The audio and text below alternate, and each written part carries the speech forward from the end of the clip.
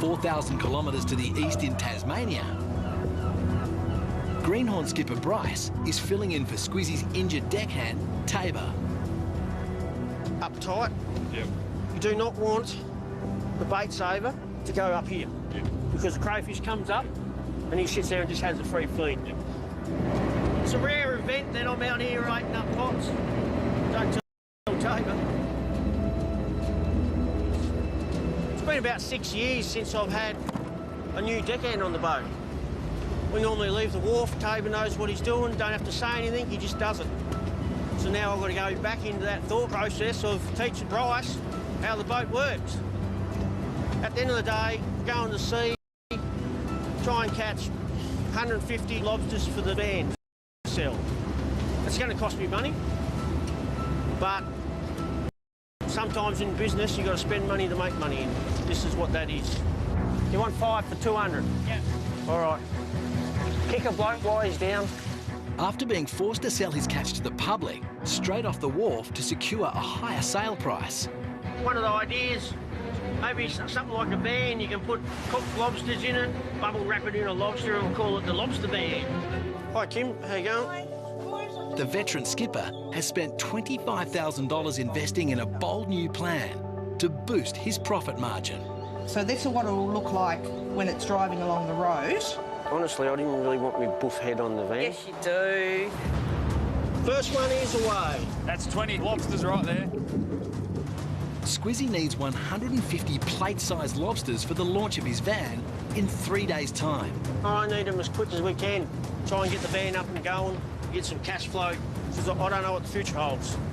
In the short term, anyway, that's the game. We're down 91% on our annual turnover for February and March. That equates to a $300,000 drop in revenue since the market crashed. What'd you do here? I'm not the deckhand, mate, I'm the captain. His tying of knots is terrible. With his business on the verge of bankruptcy, Squizzy can't afford any rookie errors. He looks nervous. Try not at the moment. It's always a good start. And make sure you tie the pots on.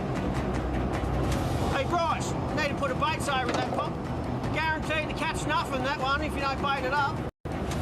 Tabor would have it out by now.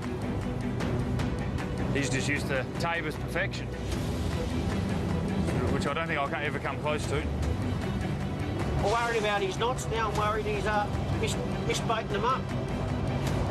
Out here, there's not much room for error.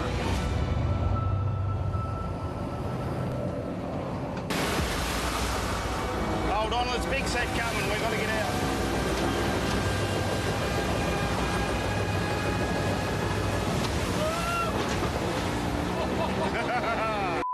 Been in a bit of trouble there.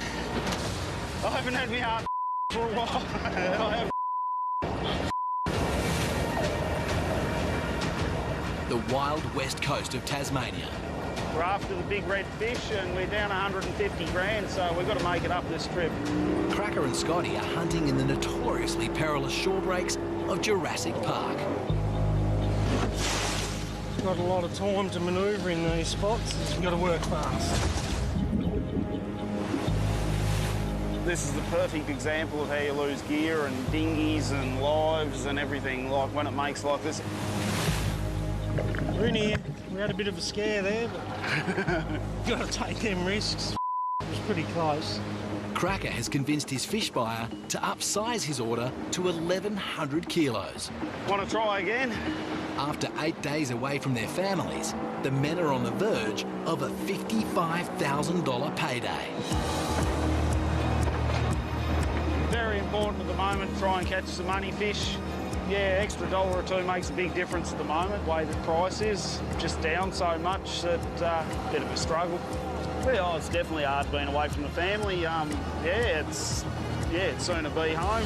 Hold on.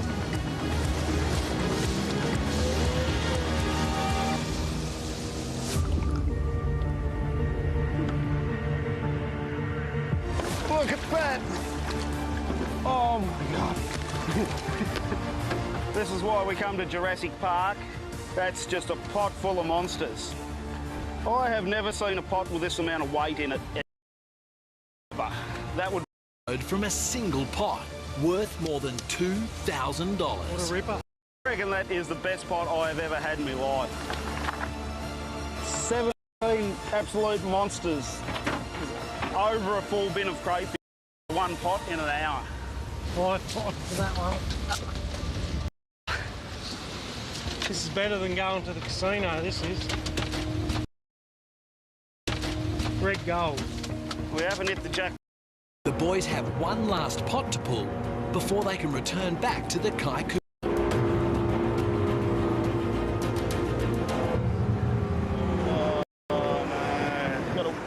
In here where it's going to be very dodgy getting it back. It's right in the white water. It's all right to go in there, but there's nowhere in this particular little place to hide. So if a big set comes through, it'll wipe us out. So we're going to have to be right on the ball. Their last pot is wedged in against the rocks and the inshore swell has kicked up. Tell you now, if we get the rope around our propeller, we're gone in here.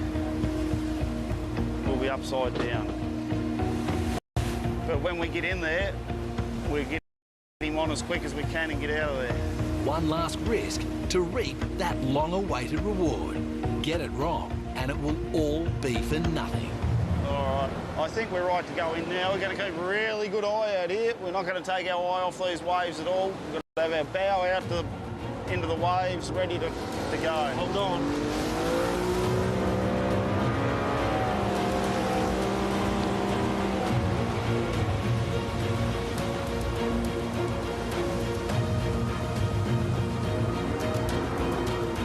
As quick as you can, Scotty.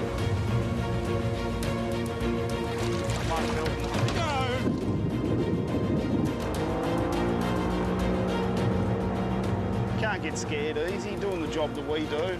Reward for risk it is. It's definitely worth the risk. I love it.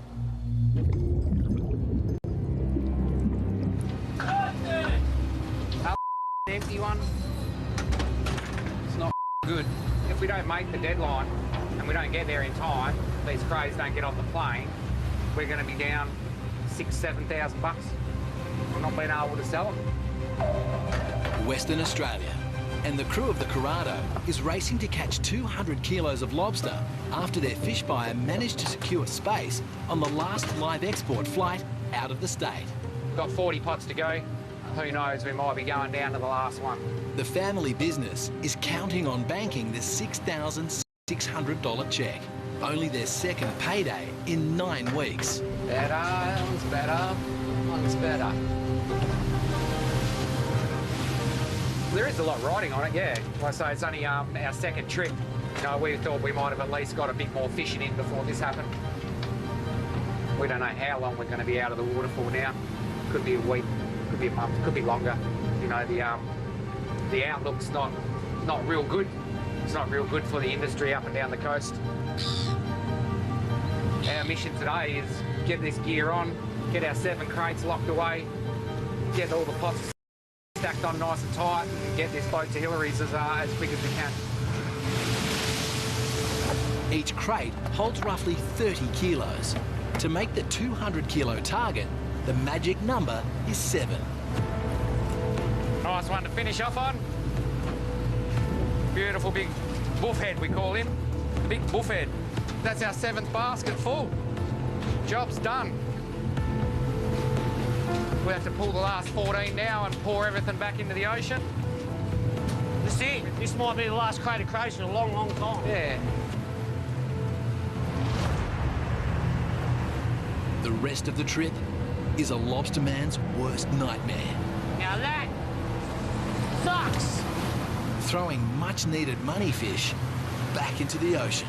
So big boy, 50 bucks, see you later.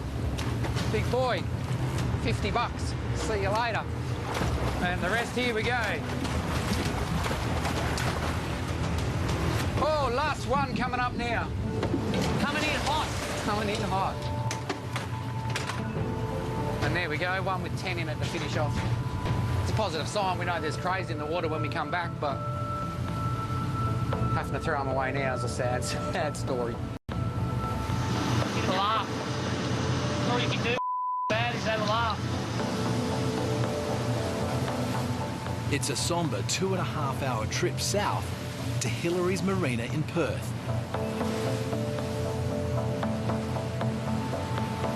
You know, I'm just grateful that we're pressure off.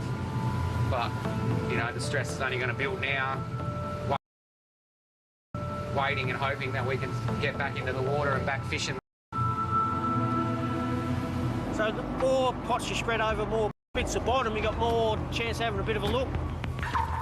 On board the bold contender, greenhorn Bryce is on a steep learning curve as he attempts to get his maiden season back on track with A little bit like being at school, but it's the best kind of school. Hands-on and learning. I know what he went through last trip, and I can remember my first few trips, they weren't good at all. And you doubt yourself a bit when you have them bad trips. You just go, what am I doing? I remember when I first started, I didn't earn a pay. You can go down here wherever you want, just remember you can't go over 42 fathoms. The tide is running a little bit from the northwest. There's a gold fishy mark there, mate. Fishy mark there, mate. Bit of a hint. Look after respect. And don't rub my wood, get your own, all right? All right.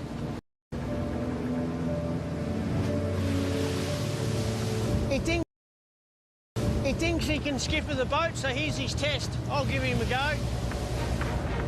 Someone's decided to let me shoot 7 in, which is nice. 8, actually. He's let me shoot 8 in. Bryce, but he's working in much deeper water than he's used to. There's a lot in my boat, a lot. It's 45 tonne heavier. It's still different equipment. I've never used any of this. I've never shot in here either, so this is where you... You know, it's just like training a tover up. You've got to get the young blokes... I mean, you're not going to show them your deeper secrets, but show them the basics. The rest, though, you can work out themselves. It doesn't hurt to give someone a helping hand now and again.